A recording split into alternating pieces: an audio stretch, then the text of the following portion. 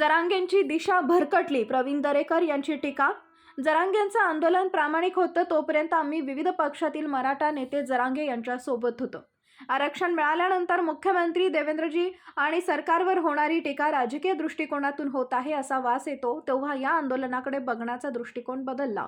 10% आरक्षण दिलं, मग आता विषय काय राहिला? पोलीस भरती आणि शिक्षक भरतीमध्ये आरक्षणाची अंमलबजावणी होते. आरक्षण दिल्यानंतर जेव्हा आरोप होतात तेव्हा दिशा भरकटली आहे, यापेक्षा वेगळं काय बोलणार?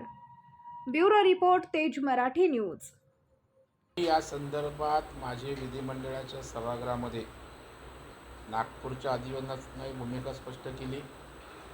परवा मुंबईच्या अधिवेशनातही मी त्या ठिकाणी भूमिका स्पष्ट केली.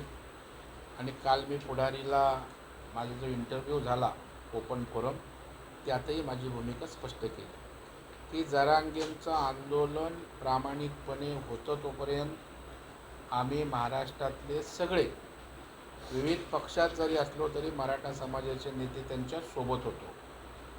परंतु आरक्षण दिल्यानंतरही देवेंद्रजींवरच्या टीका किंवा एकनाथरावजी शिंदे साहेबांच्या वरच्या किंवा सरकारवरच्या टीका जेव्हा काही राजकीय उद्देशानं होत आहेत की काय असा वास येतो आणि त्याच्या पूरक गोष्टी समोर येतात, त्यावेळेला या ठिकाणी मला वाटतं या आंदोलनाकडे बघायचा दृष्टी लोकांची बदलली.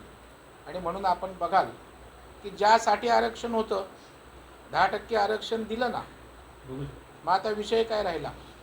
बरं, आपण विषय काढलात.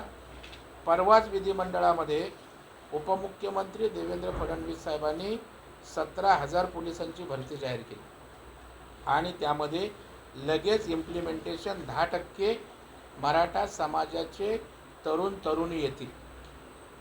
जे देवेंद्र फडणवीस साहेब आरक्षण देत आहेत, परत त्या ठिकाणी भरतीत लगेच काळजी घेत आहेत, त्यांच्यावर तुम्ही एकेरी बोलणार.